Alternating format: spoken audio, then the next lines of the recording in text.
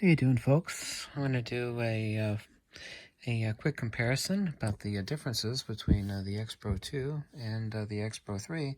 Over the next couple weeks, I'm going to be posting a full review on the X-PRO3. And, of course, we don't really have concerns about ultimate image output since we're talking about the exact same sensor. An image processing engine is found in that of the Fujifilm X-T3, which is a 26.1 megapixel backside illuminated sensor.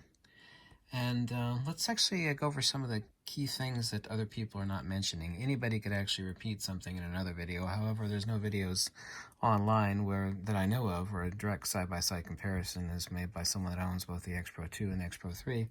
A couple of key distinctions that people are missing, and of course there's always been a kerfuffle about the location of the LCD display being on the inside on the X-PRO3, and of course we actually have a fixed non-swiveling LCD display on the X-PRO2, but of course the LCD here is protected, but form follows function, and I need to repeat that once again. Form follows function.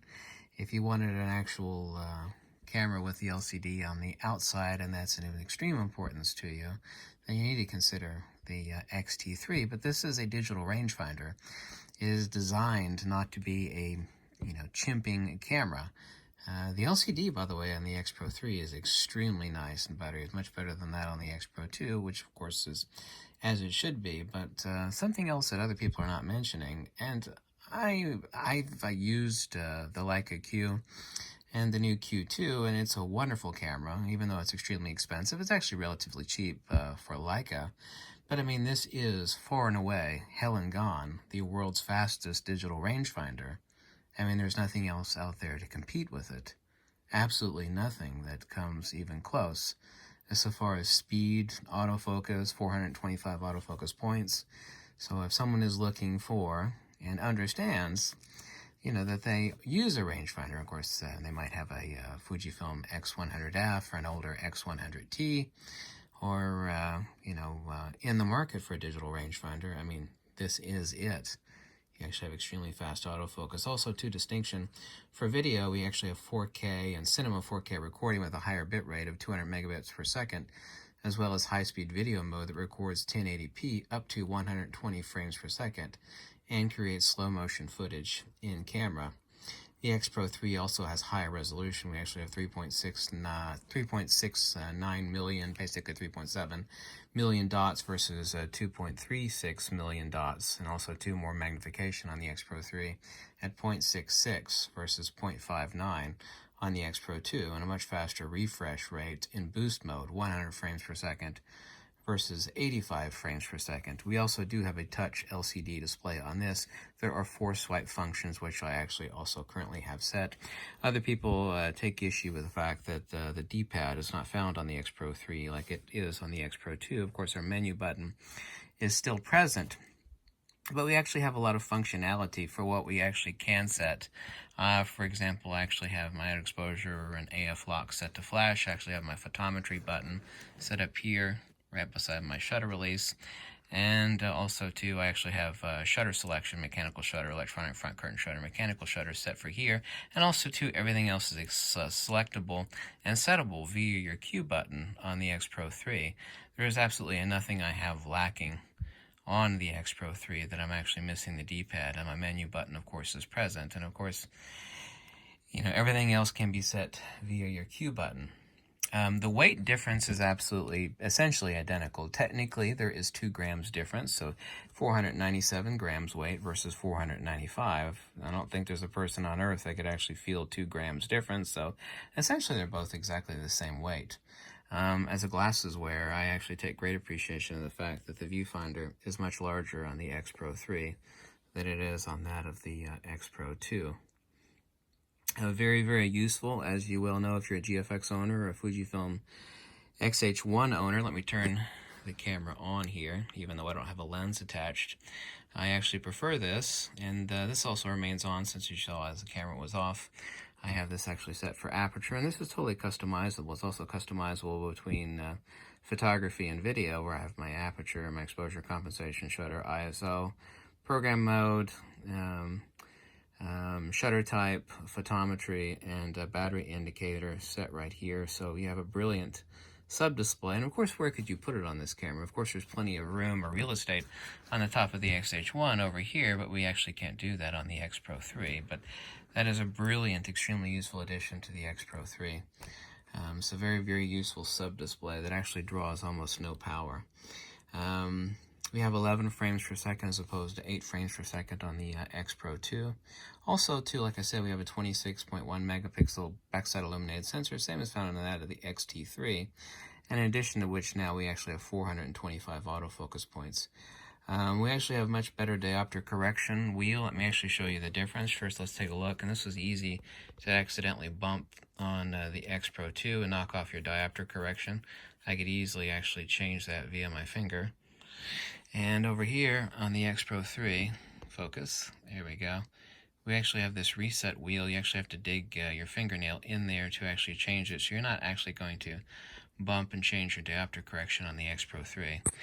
As with any camera, next iteration, just like between the X-T2 and the X-T3 or the X-T1 versus the X-T2, we actually have an evolution, a polishing of the camera, and that is certainly so identically the case here on the X-PRO3 versus that of the X-PRO2. We also have better knob knurling on the X-PRO2 than we do on the X-PRO3 as we do the X-PRO2. I don't know if you can actually see that or not. Let me zoom in here.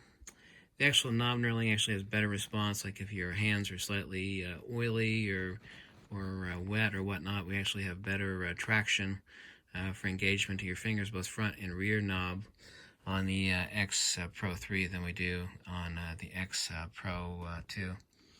So, also too, we actually have a slightly different breakover. It's not more spongy, it actually, the breakover point between when the shutter is finally engaged is better on the X-PRO3 than it is on the X-PRO2. We have flush buttons. Here we can actually see, zoom in here, take a look at the X-PRO2. These are actually raised, I don't know if it's a half a millimeter, but we have, our buttons are less flush with the body on the X-PRO2, and we actually have more recess so that you won't accidentally touch them on the X-PRO3 as opposed to that of the X-PRO2. Much better flash exposure compensation dial. Let's first take a look at the X-PRO2. This actually sits flush with the body. It was easier to turn. Let me stick this in C mode. There we go. It was easier to turn, and it actually sits flush with the body, so people were accidentally turning this while it was in their hand. And on the X-PRO3, the exposure compensation dial is recessed, and it's also harder to turn. Actually significantly harder to turn, but not to the point where it's irritating. I actually have mine set to C, so I use my front command dial for setting exposure compensation, which is something I do very frequently. So when you set it to C, it's set for command.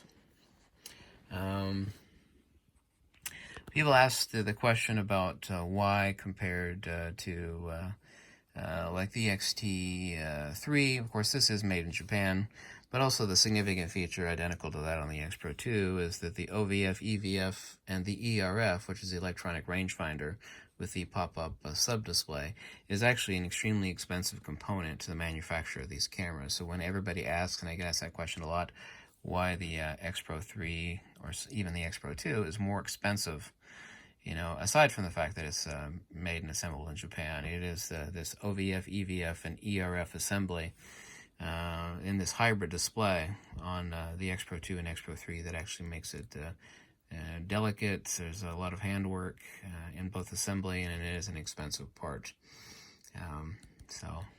Also, too, I wanted to mention, if anybody's got or is thinking about getting the Fujifilm X-PRO3, something that fits it perfectly. However, the screen will only tilt to 90 degrees perpendicular to the body. It will not swivel all the way down, obviously, since this, you know, sits in the way of that, but I actually never have to bring my screen down further than 90 degrees.